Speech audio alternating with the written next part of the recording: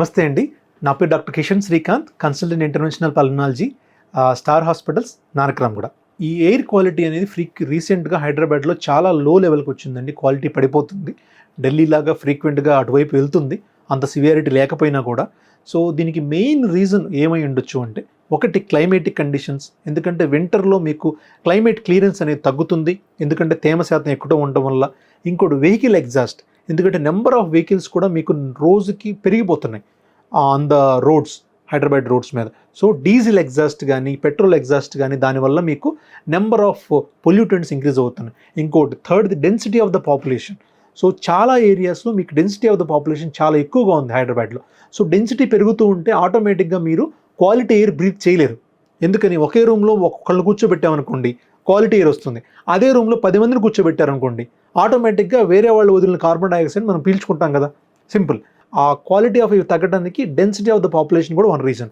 లాస్ట్ది వచ్చేసి మీకు frequent gatherings. అంటే ఏంటి, ఫ్రీక్వెంట్గా హైదరాబాద్లో కలవటం కానీ, ఫంక్షన్స్ కానీ, గ్యాదరింగ్స్ కానీ, because of various reasons, political అవ్వచ్చు, స్పిరిచువల్ అవ్వచ్చు, రకరకాల రీజన్స్ వల్ల గ్యాదరింగ్స్ ఎక్కువ.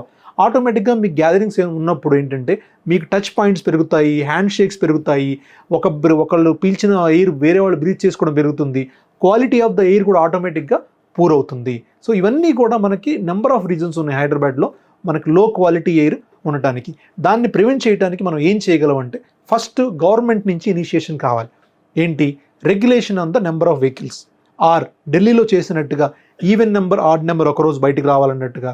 ఆర్ ప్రైవేట్ వెహికల్స్ యూజ్ చేయడం తగ్గించి గవర్నమెంట్ అడెక్వేట్ పబ్లిక్ ట్రాన్స్పోర్ట్ కనుక ప్రొవైడ్ చేస్తే మోస్ట్ ఆఫ్ ద వెహికల్ ఎగ్జాస్ట్ని మనం తగ్గించవచ్చు.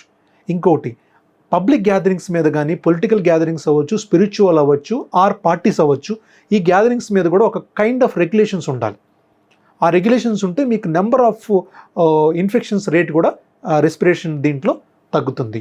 దీనికి తోడుగా మీరు ఆల్రెడీ నేను చెప్పిన ప్రికాషన్స్ ఏదైతే ఉన్నాయో, మాస్క్ పెట్టుకోవడం కానీ, హ్యాండ్ వాషింగ్ చేసుకుంటూ ఉంటే, ఇవన్నీ ఉన్నా కూడా మిమ్మల్ని మీరు చాలా వరకు చాలా విషయాల్లో మిమ్మల్ని మీరు కాపాడుకోవచ్చు.